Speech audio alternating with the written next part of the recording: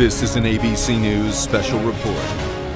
Now reporting, George Stephanopoulos. And we're coming on the air right now because Hillary Clinton is about to hold a press conference answering questions for the first time. There she is at the UN about that email controversy that's cropped up in the last week. Here she is. Challenge of gender equality front and center on the international agenda.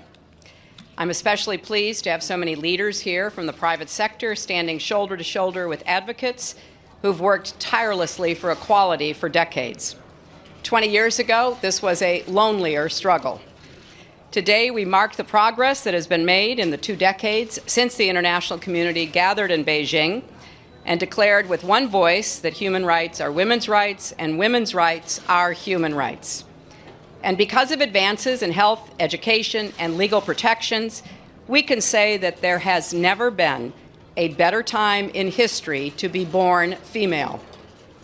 Yet, as the comprehensive new report published by the Clinton Foundation and the Gates Foundation this week makes clear, despite all this progress, when it comes to the full participation of women and girls, we're just not there yet. As I said today, this remains the great unfinished business of the 21st century. And my passion for this fight burns as brightly today as it did 20 years ago. I want to comment on a matter in the news today regarding Iran. The president and his team are in the midst of intense negotiations. Their goal is a diplomatic solution that would close off Iran's pathways to a nuclear bomb and give us unprecedented access and insight into Iran's nuclear program. Now, reasonable people can disagree about what exactly it will take to accomplish this objective, and we all must judge any final agreement on its merits. But the recent letter from Republican senators was out of step with the best traditions of American leadership. And one has to ask, what was the purpose of this letter? There appear to be 2 logical answers. Either these senators were trying to be helpful to the Iranians or harmful to the commander-in-chief in the midst of high-stakes international diplomacy. Either answer does discredit to the letter's signatories. Now, I would be pleased to talk more about this important matter, but I know there have been questions about my email, so I want to address that directly, and then I will take a few questions from you. There are 4 things I want the public to know. First, when I got to work as Secretary of State, I opted for convenience to use my personal email account, which was allowed by the State Department, because I thought it would be easier to carry just one device for my work and for my personal emails instead of 2. Looking back, it would have been better if I'd simply used a second email account and carried a second phone, but at the time, this didn't seem like an issue. Second, the vast majority of my work emails went to government employees at their government addresses, which meant they were captured and preserved immediately on the system at the State Department. Third, after I left office, the State Department asked former secretaries of state for our assistance in providing copies of work-related emails from our personal accounts. I responded right away and provided all my emails that could possibly be work-related, which totaled roughly 55,000 printed pages, even though I knew that the State Department already had the vast majority of them. We went through a thorough process to identify all of my work-related emails and deliver them to the State Department. At the end, I chose not to keep my private personal emails about planning Chelsea's wedding or my mother's funeral arrangements, condolence notes to friends, as well as yoga routines, family vacations, the other things you typically find in inboxes. No one wants their personal emails made public, and I think most people understand that and respect that privacy. Fourth, I took the unprecedented step of asking that the State Department make all my work-related emails public for everyone to see. I am very proud of the work that I and my colleagues and our public servants at the Department did during my 4 years as Secretary of State. And I look forward to people being able to see that for themselves. Again, looking back, it would have been better for me to use 2 separate phones and 2 email accounts. I thought using one device would be simpler, and obviously it hasn't worked out that way. Now I'm happy to take a few questions. Secretary Clinton, Just a minute. No, I mean, Nick is calling on people. Sorry. Madam Secretary, Kahraman Halis Salik with Turkish Television. On behalf of the UN Correspondents Association, thank you very much for your remarks, and it's wonderful to see you here again. Madam Secretary, why did you opt out not using 2 devices at the time? Obviously, if this didn't come out, you wouldn't probably it wouldn't become an issue. And my second follow-up question is: if you were a man today, would all this fuss being made be made? Thank you. Well, I will leave that to others to answer. But as I said, I saw it as a matter of convenience, and it was allowed. Others had done it, according to the State Department, which recently said Secretary Kerry was the first Secretary of State to rely primarily on a state.gov email account. And when I got there, I wanted to just use one device for both personal and work emails instead of 2. It was allowed, and as I said, it was for convenience, and it was my practice to communicate with State Department and other government officials on their .gov accounts. So those emails would be automatically saved in the State Department system to meet record-keeping requirements, and that indeed is what happened. And I heard just a little while ago the State Department announced they would begin to post some of my emails, which I'm very glad to hear because I want it all out there. Madam Secretary, can you... Andrea? Andrea, thank you, Andrea. Thank you, Madam Secretary. Can you explain how you decided which of the personal emails to get rid of, how you got rid of them and when, and how you'll respond to questions about you being the arbiter of what you release? And secondly, could you answer the questions that have been raised about foreign contributions from Middle Eastern countries like Saudi Arabia that abuse women or permit violence against women to the Family Foundation, and whether that disturbs you as you are rightly celebrating 20 years of leadership on this issue?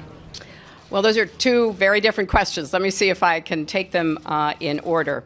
And I'll give you some of the background. In going through the emails, there were over 60,000 in total sent and received. About half were work-related and went to the State Department, and about half were personal that were not in any way related to my work.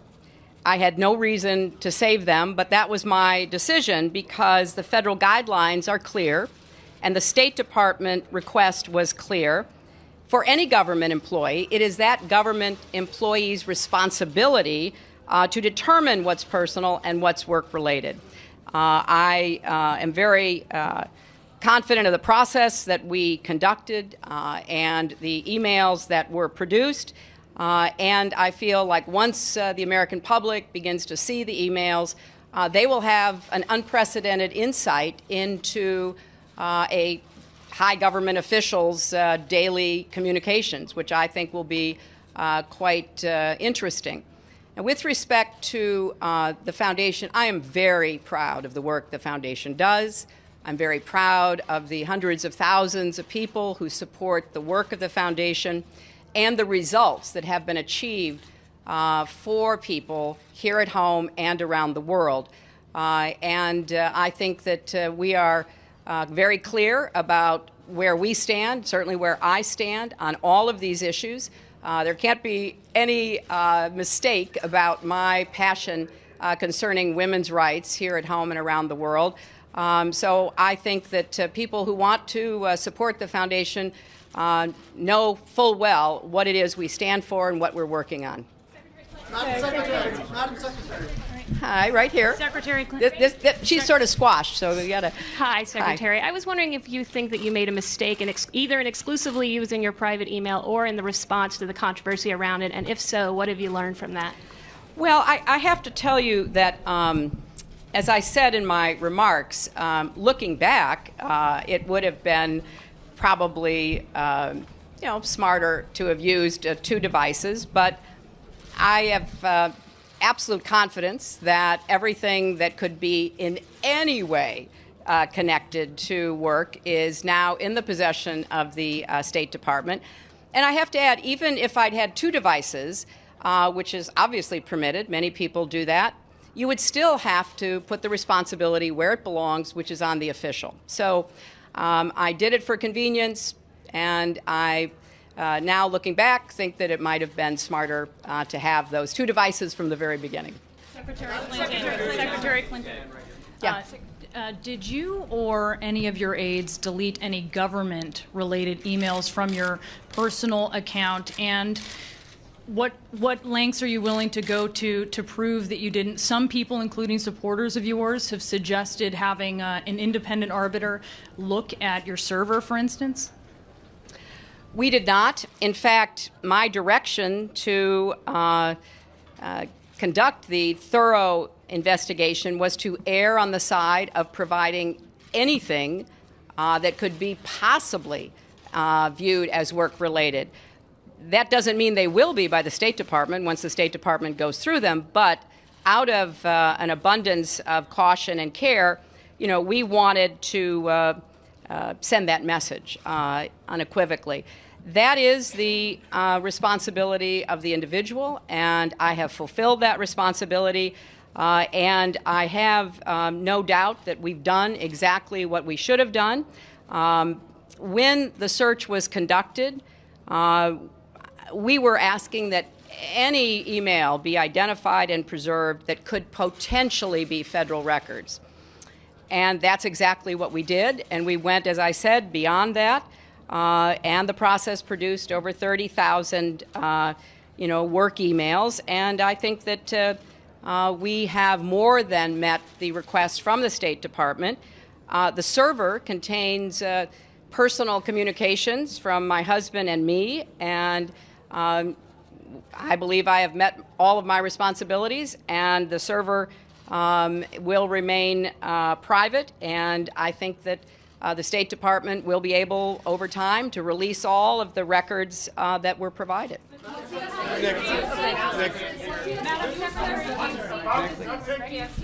Madam Secretary, two quick follow-ups. You mentioned the server. That's one of the distinctions here. This wasn't Gmail or Yahoo or something. This was a server that you owned.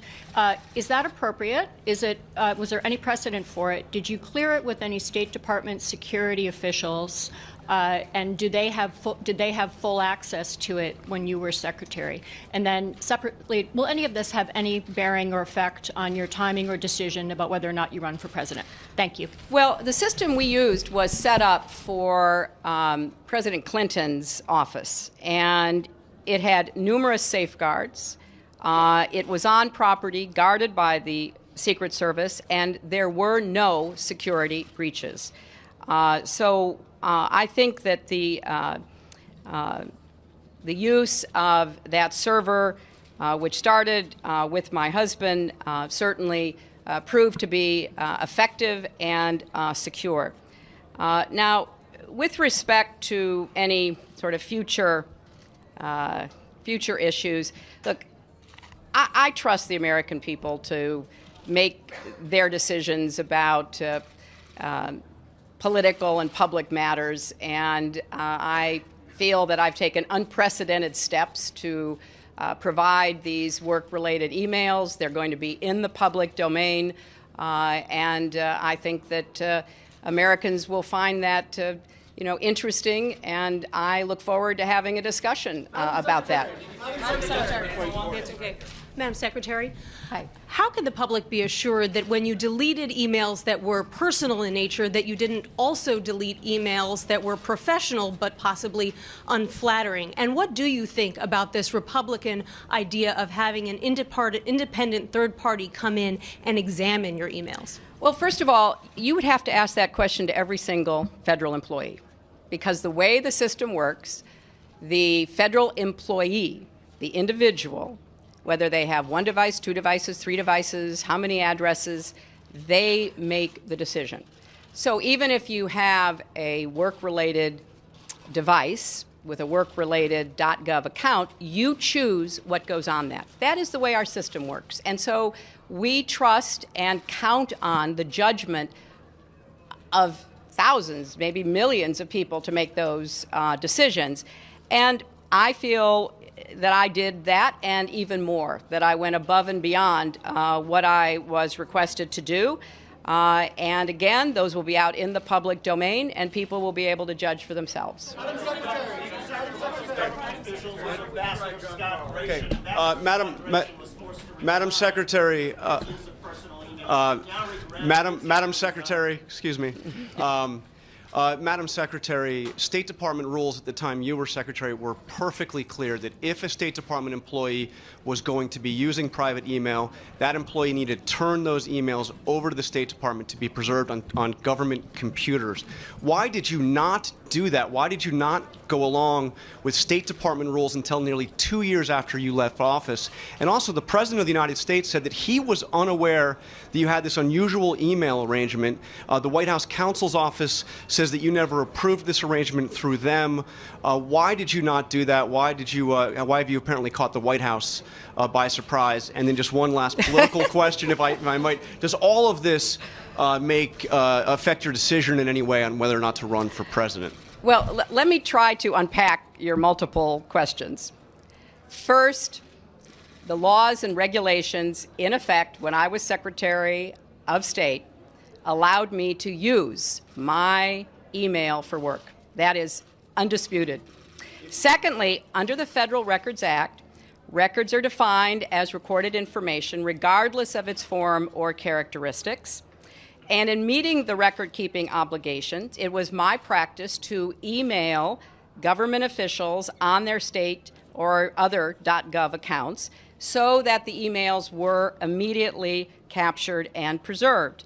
Now, there are different rules governing the White House than there are governing the rest of the executive branch. And in order to address the requirements I was under, I did exactly what I have said. I emailed two people, and I not only knew, I expected that then to be captured in the State Department or any other government agency that I was emailing to at a .gov account.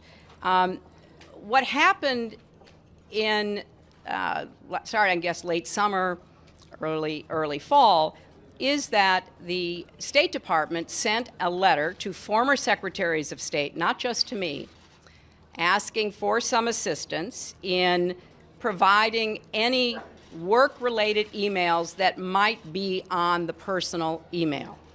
And what I did was to direct, my counsel to conduct a thorough investigation and to err on the side of providing anything that could be connected to work. They did that, and that was my obligation. I fully fulfilled it, and then I took the unprecedented step of saying, go ahead and release them and let people see them.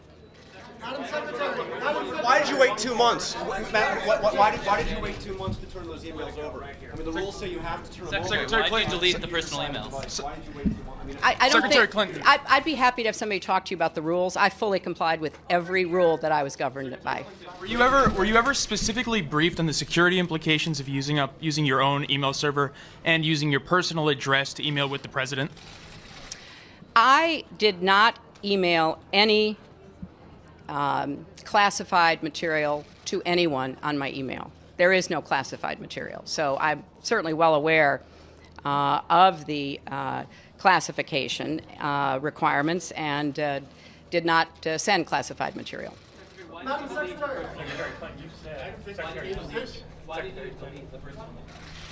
Because they were personal and private about matters that I believed were within the scope of my personal privacy, and that particularly of other people. They had nothing to do with work, but I didn't see any reason to keep them. When did you At the end of the process. When did you What about Ambassador Scott Gration, who was forced to resign 2 Yeah. years ago because of his personal use of emails? By the way, David Schuster from Al Jazeera Yeah, America. right. What about Ambassador Scott Gration being forced to resign? David, I think you should go online and read the entire IG report. That is not an accurate representation of what happened. Thank you. Thank you. Thank you very much. Thank you all. Secretary Clinton wrapping up that press conference at the UN, addressing for the first time those questions about her personal email account, the one she had set up on a personal server while she was Secretary of State. She says, looking back, it was probably a mistake to try to keep one email out of convenience, she said, rather than have a State Department official account as well. She also said she has turned over any emails related to official business erring on the side of being inclusive there, and wants the State Department to release those emails, and then added that all of her personal emails, those that she deemed personal, she no longer has. I want to go to Matthew Dowd, our ABC political analyst. He's down in Austin, Texas today. How do you think she did? Did she answer the questions? Did she put this to rest? Well, she answered some questions. She did not put this to rest. I think this has just actually exacerbated the process in the course of this.